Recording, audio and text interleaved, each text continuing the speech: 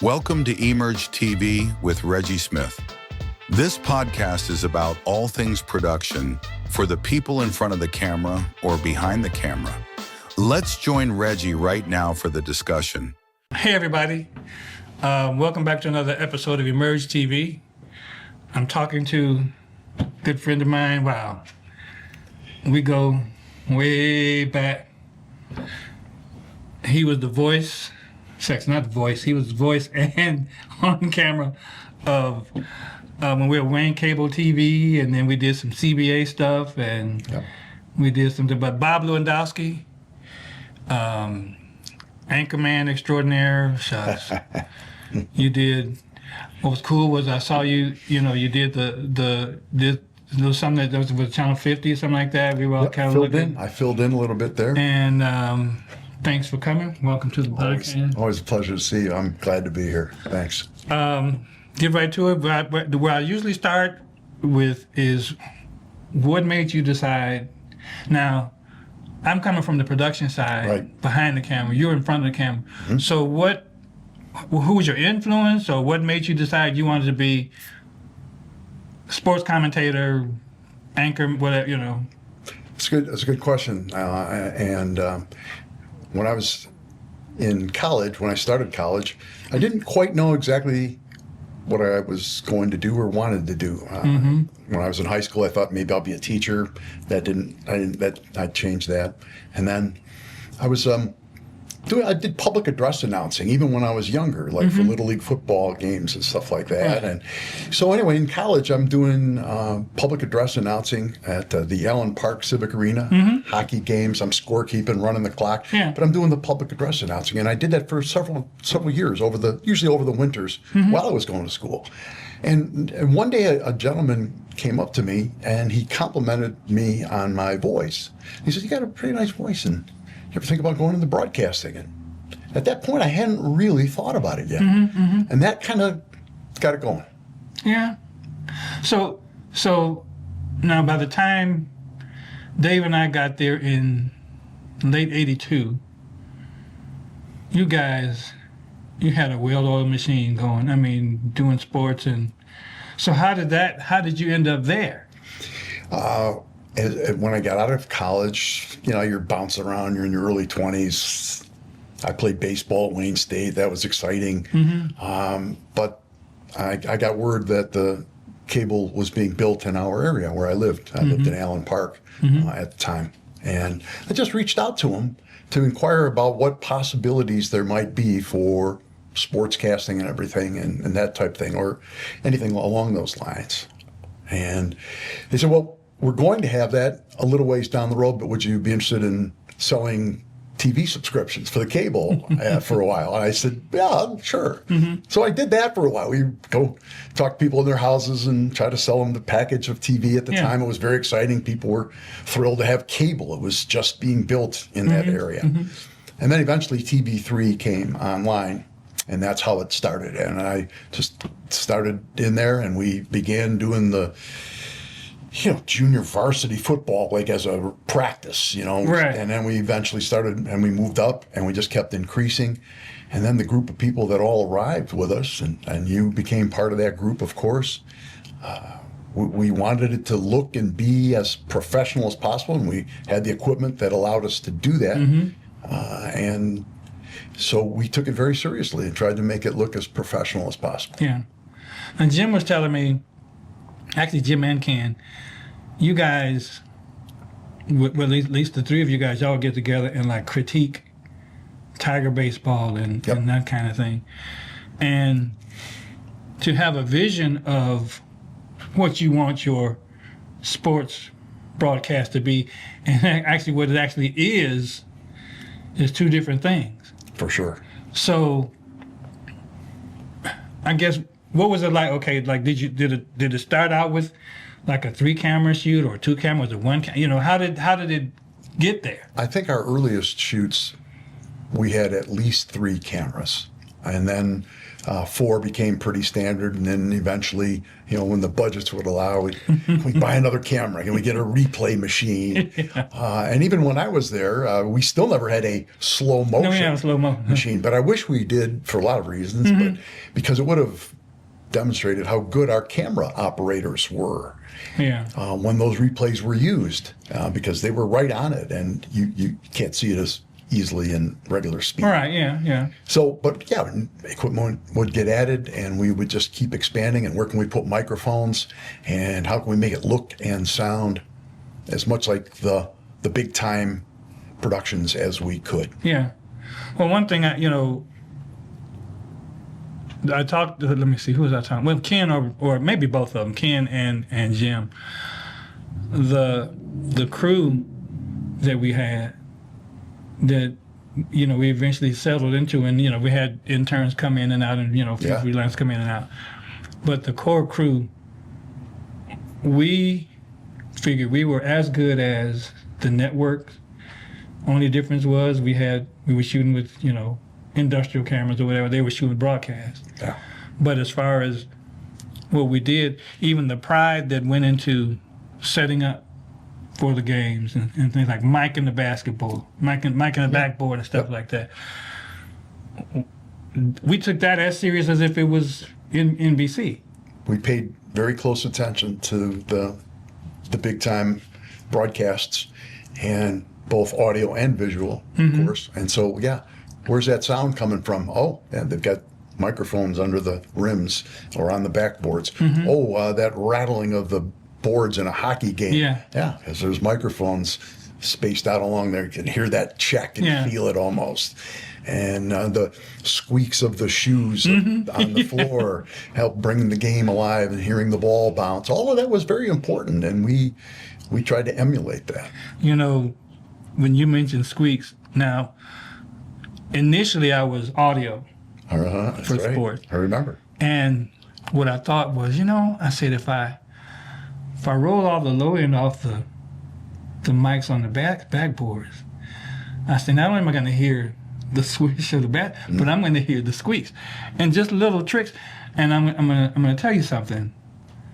When I started at TV3, I had only been in television at all 3 months. Yeah. I was doing audio, and I was trying to get off of audio, and everybody wanted me on audio. And it was just, what I decided was, what would I want to hear if I was at home? Beautiful. But IFB, didn't know what IFB meant. Didn't tell y'all I didn't know what IFB meant. Yeah. Plug it in, the snakes and things like that. I had an idea. There's a saying that says, better to stay silent and appear the fool than to open your mouth and remove all doubt. Well, I kept the remain silent part. And so you guys, and then especially when we did the first CBA game we did, and Ben was I think he was producer and Jim was directing. And Ben would say, a little more baskets, a little more effects. And then Jim would say, a little less basket. And so they went to break, and I was sitting there, and Jim looked around and said, you'd probably like for us to leave you alone with you. I said, yes. But the pride that went into it, see, I was trying to be as professional and as high quality as I could be, because the crew, it wasn't, I wanted to be a better audio guy, and then if the camera guys weren't as good, we were trying to lift each other up.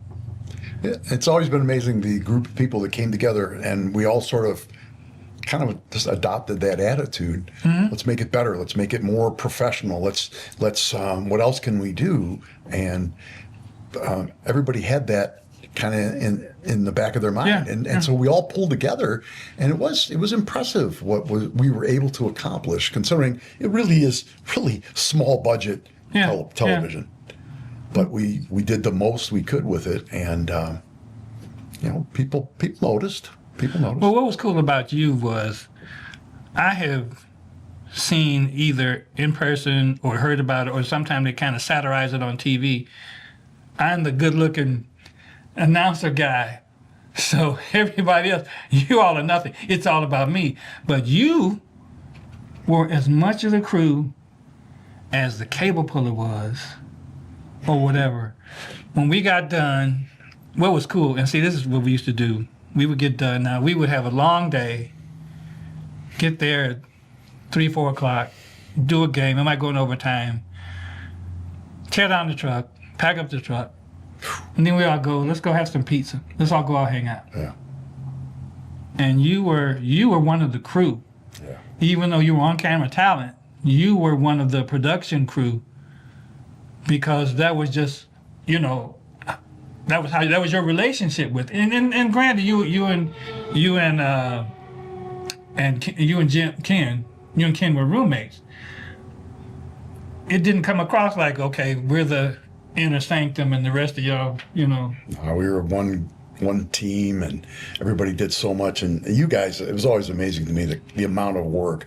And the average person at home has no idea the amount of work that goes into any television production, much less a live remote of a sports event that's spread out over an enormous space, and make it all work without too many glitches. Not easily accomplished. Well, you know, you guys were great, though. excuse me. I'm not going to take too long. I'm just trying to think. We never had I won't say catastrophe. We never had a disastrous shoot. Maybe a mic didn't work. Maybe a basket. Sometimes, you know, they were trying to rebound the ball. The ball hit the mic and it started rattling, so we have to turn it off. But we never had a shoot where it just didn't happen. It never came close to that. If something didn't work, we came up with a workaround, and I just kept my mouth shut because, well, first of all, I was 25 when I started, and I thought, I'm just over the hill. I'm like, these guys, they're just coming out of school and they got degrees and stuff, and so I thought I just have to keep my mouth shut and just try to get on the crew. And I hadn't run handheld. The first handheld basketball game I got to do, I was really shaking. I was trying to settle down, and then we had crew meal, and I didn't realize this. We had crew meal. After we had crew meal, I was like, "Wow, what happened?" I was really steady, so did the game. After that, I was like, "Oh my God, we gotta have crew meal," and so. Nobody talked about it because you all knew it was going to happen. I didn't know. Like, oh my God, we're not going to have crewmen. They say, okay, let's go get pizza. I was like, okay. We ate a lot of pizza before before the events. But let me ask you this. Yeah. How was it for you? Because you were the on-camera talent. Okay, if this is production, you're at the end here because you're on camera, and so whatever we do here, you don't have any control over. So what was that like to be calling a game, or did you ever think about it? You were calling a game and you could hear what you needed to hear, or you could see. Did you ever have any kind of thoughts like, you know, these guys are handling it, or you know? As we continue to gain more experience, I could recognize, and so could, I'm sure, a lot of you guys, Ken or whoever else was in the production end or directing. You know, you could recognize the people in our group who were starting to get really good at what they were doing. Like when I would show up to announce a game, I didn't know who the whole crew might be, but I was hoping to be so-and-so and so-and-so because they're the best camera operators. You know, Mark Stacy, for example, was just one of the many talented people. Yeah. He obviously has had a great career as a professional cameraman all over the place, done everything. Yeah. And so he was with us at one time. And Ken Schramm was a great camera man before he got more into the other production angles. But yeah, I was hoping that so-and-so would be there and so on. And when Reg and Dave were there, everything was better. I was more relaxed. Really? Yeah. And the game sounded and felt better. Well, once in a while, there was a person missing, and you could feel it a little bit. But overall, I had a lot of confidence in those people, and you guys in particular. The audio was going to be good, and it sounded professional, and it looked professional. So that was really cool. Yeah. I thought. Well, I'm thinking about when I first saw you, and I thought, okay, this guy is a professional announcer. Really? I mean, even at that age, we were all young. Green. But because I was new. You got to remember, I was new to the whole industry. So like I told you, when I got there, it was working, in my opinion, because come from zero production at all, Yeah. to multi-camera shoots, Yeah. and they was like, well, and they said, well, Louis coming. Yeah. And I was like, Louis, who's Louis? You showed up, and you talked to Ken. Now, okay, this is what I wanted because you made it look easy. Tell me about preparation for a game, because see, you had to get stats and who players were. Now, how much work went into that? Because you didn't just show up. I know you didn't just show up. Right. There's obviously a lot of preparation to do, and nowadays it's unbelievable the amount of information that sportscasters can supply, and they have a huge staff of people that help them with that. The funnier part about it is the higher up you get in sports television, actually, the easier it is for the announcer, Really? because of the amount of information that's available. They have so much stuff, and then you can pick and choose what you want. In our early days, I'm going and I'm setting up a meeting to talk to the coach, and I'm getting the rosters and making sure I'm pronouncing the names correctly. That was big for me. That was important. Don't mispronounce anybody's name. Nobody's. How do you say this, coach? And so there isn't a lot of background. We were starting out doing all these like high school games. So what can you tell me about these players? Some coaches were better about it than others. Yeah. Oh, he's this, he's that, he's fast, he did this, or he's been on this team before. But a lot of times, the only information I've got is he's a junior and this is his first year starting at linebacker. Okay. So there's not a whole lot I can say about this young man. So I would try to get as many notes as I can, anecdotes, and most announcers have charts and things, and you have things in front of you, and I did the same. I did that. And so you could glance and pick up an anecdote if you needed one. But yeah, that's basically how it worked. I'd have a meeting with the coach usually when he had time, and try to get as much as I could. And some guys were better at it than others, because they're coaches and they're teachers and they're busy, and so that's what. So in the beginning, because okay, just to give you an example. Now here is my perception of what I heard on the intercom coming over the and so welcome to the MHSAA such basketball game, and I was like, okay.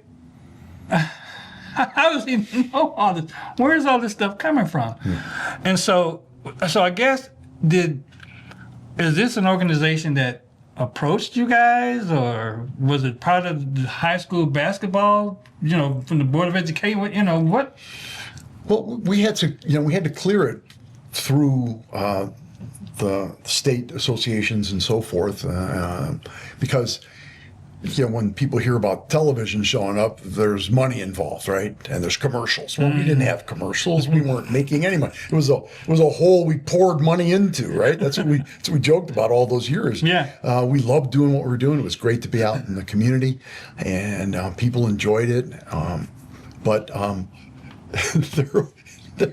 there was agreements had. As long as we weren't doing this, or this. Yeah, you guys can televise the games, and that's how it ended up. And then once it got into the tournament, the state tournament, and we ended up going and covering some state championship games with some of our local schools, which was really cool because we made our productions even more big time, more professional. We jazzed them up as much as we could. But we had to get special permission to cover those games so that we weren't selling it and making money off of it and then the state's not getting anything. Yeah. So that's what they had to make sure of. It was truly kind of an amateur situation, and we had to keep it that way. But I think they, as time went on, I think they enjoyed the coverage too. Yeah. So now, who were people that you looked up, like announcers and that kind? Did you have a pattern, whatever? Most announcers, I think they'll tell you that they were influenced by certain people you hear. You don't try to copy them exactly, but you like certain things about certain announcers. You go, I like the way he said that, or I like his voice, or his inflection.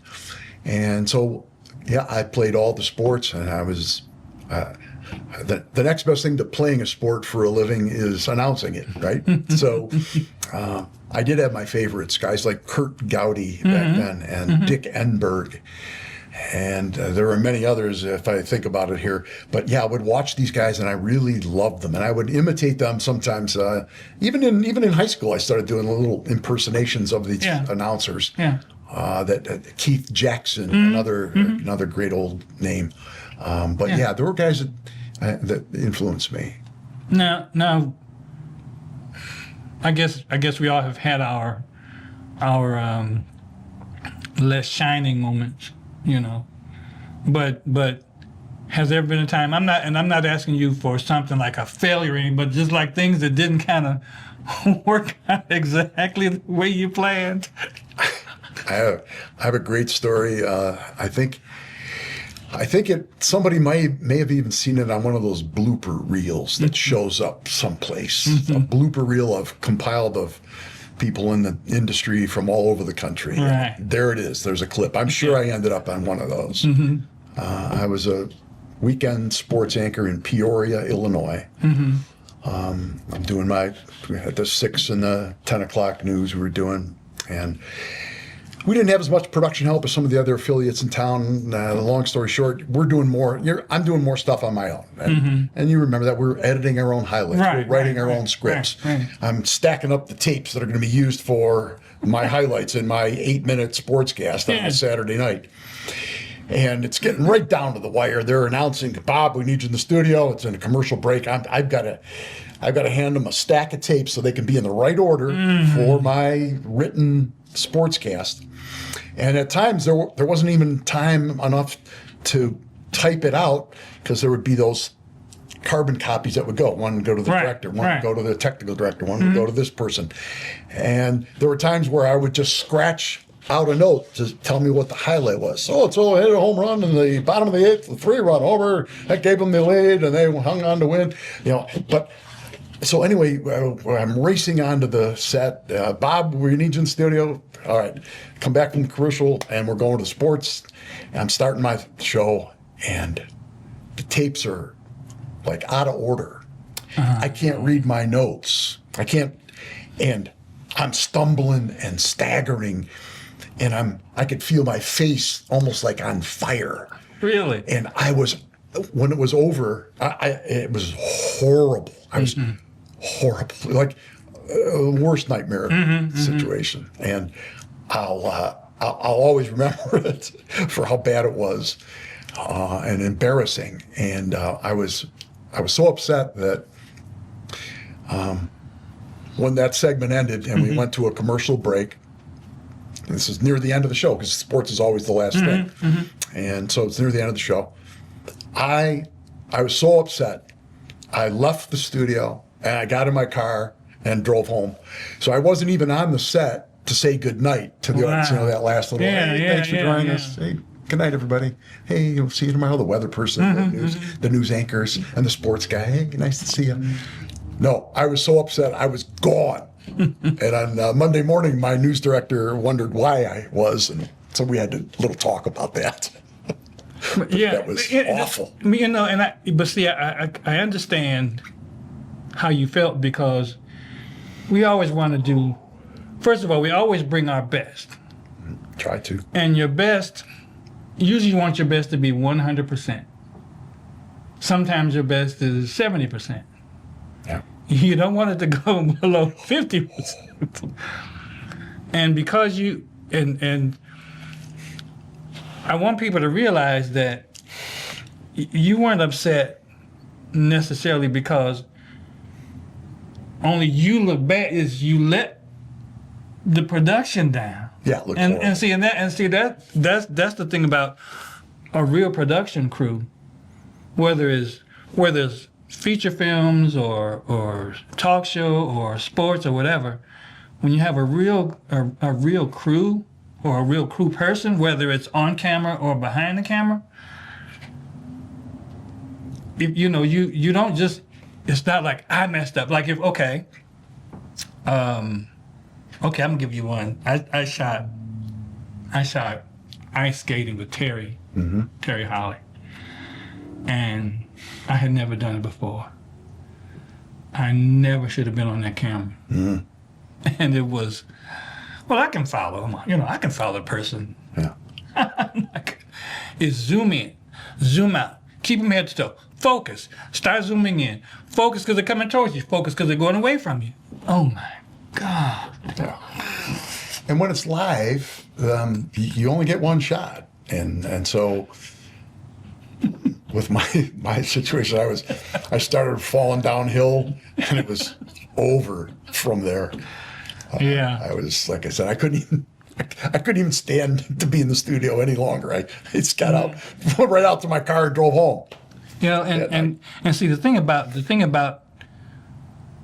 a person of your caliber and professionals, and I don't mean professional as in because we're always shooting in network sports. Professional as this is what you do for a living, is you make it look so easy. And you make it look like, oh, well, they didn't have to do anything but show up. And here's what people take for granted. Oh, they're just reading a teleprompter. Not a TV3. No, we had no teleprompter. And at a lot of places, well, now kind of teleprompter is kind of par for the course, but, when you're doing sports, you're relying on your notes. And even if it is a teleprompter, you giving the teleprompter operator everything to put in the teleprompter. Yeah.